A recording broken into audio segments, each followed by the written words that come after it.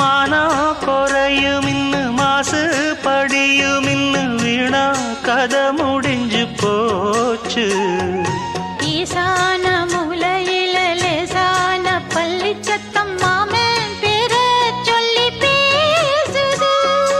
ஆறாத சோகந்தன்ன தீராம சேர்த்து வச்சு ஊரும் சேர்ந்து என்ன ஏசுது.